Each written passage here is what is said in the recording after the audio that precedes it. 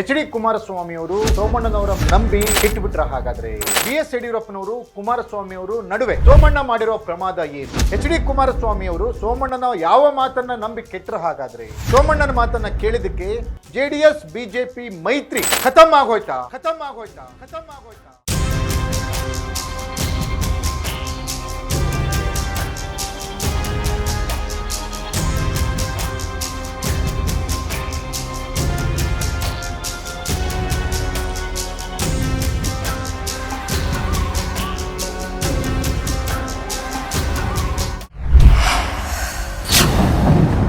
Ladies and gentlemen, H D Kumaraswamy ಅವರು ಕೇಂದ್ರ ಸಚಿವರು, ಮತ್ತೊಬ್ಬ ಕೇಂದ್ರ ಸಚಿವ ಸೋಮಣ್ಣನವರ ಮಾತನ್ನ ಕೇಳಿ ನಂಬಿ ಕೆಟ್ಬಿಟ್ರ ಅನ್ನುವಂಥ ಪ್ರಶ್ನೆ ಈಗ ಬರ್ತಾ ಇದೆ. BS ಯಡಿಯೂರಪ್ಪ ಮತ್ತು ಕುಮಾರಸ್ವಾಮಿ ಅವರ ನಡುವೆ ಗೊಂದಲ ಉಂಟಾಗಲಿಕ್ಕೆ ಸೋಮಣ್ಣ ಪ್ರಮುಖ ಕಾರಣ ಅನ್ನುವಂಥ ಮಾತುಗಳು ಇಲ್ಲಿ ಕೇಳಿ ಬರ್ತಾ ಇದ್ದಾವೆ. ಸೋಮಣ್ಣ ಮಾಡಿರುವ ಕೆಲವೊಂದು ಎಡವಟ್ಟಿನಿಂದ ಮೈತ್ರಿ ಪಕ್ಷ BJP JDSನಲ್ಲಿ ಬಿರುಕು ಮೂಡ್ತಾ ಇದೆ ಅನ್ನುವಂತಹ ಮಾತುಗಳು ಕೂಡ ಕೇಳಿ ಬರ್ತಾ ಇದ್ದಾವೆ. ಅಷ್ಟಕ್ಕೂ ಸೋಮಣ್ಣ ಮಾಡಿರುವ ಪ್ರಮಾದ ಏನು? ಎಚ್ ಡಿ ಕುಮಾರಸ್ವಾಮಿ ಅವರು ಸೋಮಣ್ಣನ ಯಾವ ಮಾತನ್ನ ನಂಬಿ ಕೆಟ್ರ? ಹಾಗಾದ್ರೆ ಸೋಮಣ್ಣನ ಮಾತನ್ನ ಕೇಳಿದಕ್ಕೆ JDS BJP ಮೈತ್ರಿ ಖತಮ್ ಆಗೋಯ್ತಾ? ಈ ಕುರಿತ ಎಕ್ಸ್ಪೋಸ್ಡ್ ಸ್ಟೋರಿ ನೆಲ ಜಲ ಭಾಷೆಗಾಗಿ ಪ್ರಾಮಾಣಿಕ ಪತ್ರಿಕೋದ್ಯಮ. ನಾನು ಹೇಮಂತ್.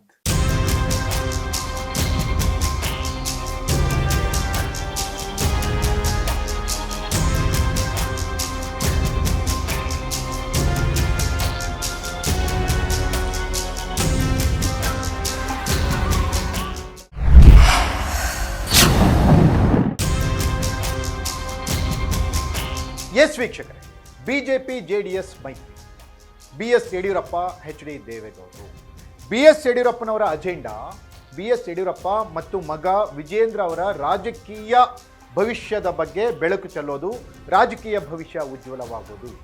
ಹಾಗೆಯೇ ದೇವೇಗೌಡರು ಮತ್ತು ಮಗ ಕುಮಾರಸ್ವಾಮಿ ಇವರ ಅಜೆಂಡಾ ಕೂಡ ಅಷ್ಟೇ, ರಾಜಕೀಯ ಭವಿಷ್ಯ ಉಜ್ವಲವಾಗಿರಬೇಕು. 2028ಕ್ಕೆ ದೇವೇಗೌಡರ ಮಗ ಕುಮಾರಸ್ವಾಮಿ ಅವರು ಮುಖ್ಯಮಂತ್ರಿ ಆಗಬೇಕು. ಅದೇ ಯಡಿಯೂರಪ್ಪನವರ ಉದ್ದೇಶ ಕೂಡ ಅದೇ. 2028ಕ್ಕೆ ಮಗ ವಿಜೇಂದ್ರ ರಾಜಕೀಯವಾಗಿ ಉನ್ನತ ಸ್ಥಾನಕ್ಕೆ ಹೋಗಬೇಕು, ಮುಖ್ಯಮಂತ್ರಿ ಆಗಬೇಕು ಅನ್ನೋದು. ಇವರಿಬ್ಬರು ಸೇರಿ ಒಂದೇ ಅಜೆಂಡಾ ಇಟ್ಕೊಂಡು ಮೈತ್ರಿ ಮಾಡಿಕೊಂಡ್ರೆ ಮುಂದೆ ಯಾವ ರೀತಿ ಪರಿಣಾಮ ಆಗುತ್ತೆ, ಯಾವ ರೀತಿ ರಿಸಲ್ಟ್ ಬರುತ್ತೆ, ಅದು ಈಗ ಇಂಡಿಕೇಟ್ ಆಗ್ತಾ ಇದೆ. ಇವರಿಬ್ಬರ ಅಜೆಂಡಾ ಒಂದೇ ಇರೋದ್ರಿಂದ ಇಬ್ಬರಲ್ಲಿ ಒಬ್ಬರು ಮುಖ್ಯಮಂತ್ರಿ ಆಗ್ಲಿಕ್ಕೆ ಸಾಧ್ಯ, ಇಬ್ಬರು ಹೇಗಾಗುತ್ತೆ?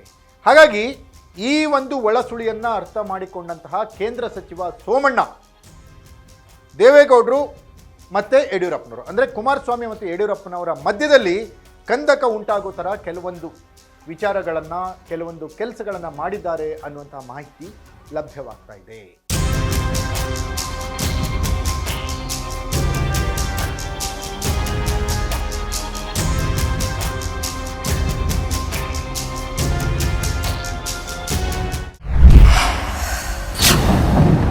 ಎಸ್ ವೀಕ್ಷಕರೇ, ಕರ್ನಾಟಕದಲ್ಲಿ ವಿಜಯೇಂದ್ರ ವಿರೋಧಿ ಪಾಳೆಯ ದೊಡ್ಡದಾಗಿದೆ.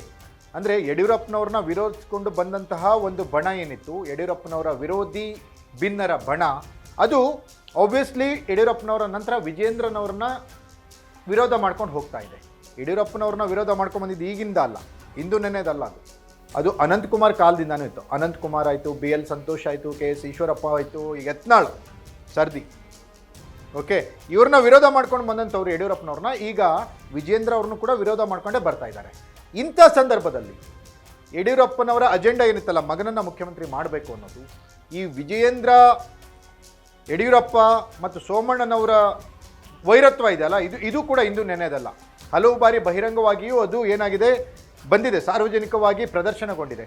ಇಂಥ ಸಂದರ್ಭದಲ್ಲಿ ಸೋಮಣ್ಣನವರು ಲಿಂಗಾಯತರ ಒಕ್ಕಲಿಗ ನಾಯಕ ತಾನಾಗಬೇಕು ಅನ್ನುವ ಕನ್ಸನ್ನು ಇಟ್ಕೊಂಡು, ಅಥವಾ ಯಡಿಯೂರಪ್ಪನವ್ರಿಗೆ ಹಿನ್ನಡೆಯಾಗಲಿ ಅಂತನೋ, ಅಥವಾ ದೇವೇಗೌಡರ ಒಲವನ್ನು ಗಳಿಸ್ಬಿಡೋಣ ಅಂತನೋ, ಅಥವಾ ತುಮಕೂರಿನಲ್ಲಿ ಸೋಮಣ್ಣ ಗೆಲ್ಲಲಿಕ್ಕೆ ದೇವೇಗೌಡರೇ ಕಾರಣ ಅನ್ನೋದನ್ನು ಒಪ್ಕೊಂಡು ಆ ನಿಷ್ಠೆಯಿಂದಲೋ ಏನೋ ಒಂದು ಸಲಿಗೆಯಿಂದ ಯಡಿಯೂರಪ್ಪನವರ ಮಗ ವಿಜೇಂದ್ರ ಅವ್ರನ್ನ BJP ಅಧ್ಯಕ್ಷ ಸ್ಥಾನದಿಂದ ಕೆಳಗಿಳಿಸಿ ಸೋಮಣ್ಣನವ್ರನ್ನ ಮಾಡಬೇಕು ಅನ್ನುವ ಇರಾದೆಯನ್ನು ಇಟ್ಕೊಂಡು ಕುಮಾರಣ್ಣನವ್ರ ಜೊತೆಗೆ ಸ್ವಲ್ಪ ಕ್ಲೋಸ್ ಆಗಿ ಮೂವ್ ಮಾಡಿದ್ರಲ್ಲ, ಅದೀಗ ಯಡಿಯೂರಪ್ಪನವರ ಕಣ್ಣು ಕೆಂಪಾಗುವಂತೆ ಮಾಡಿದೆ.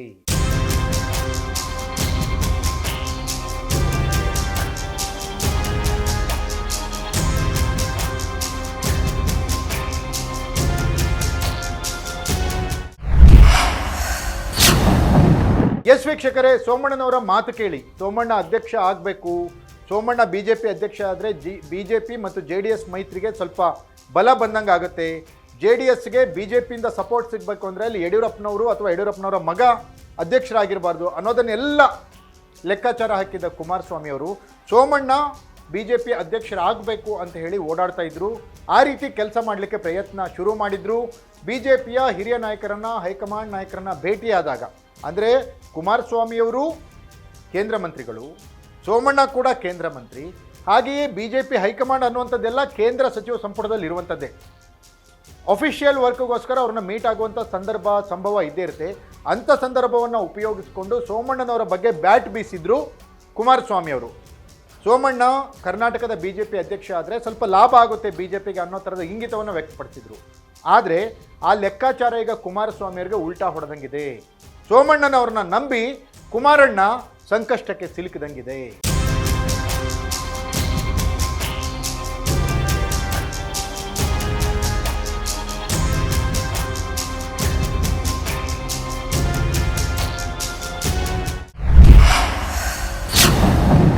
ಎಸ್ ವೀಕ್ಷಕರೇ, ಹೇಳಿ ಕೇಳಿ ಯಡಿಯೂರಪ್ಪ ಕರ್ನಾಟಕದ ಬಿಜೆಪಿಯ ಐಕಾನ್.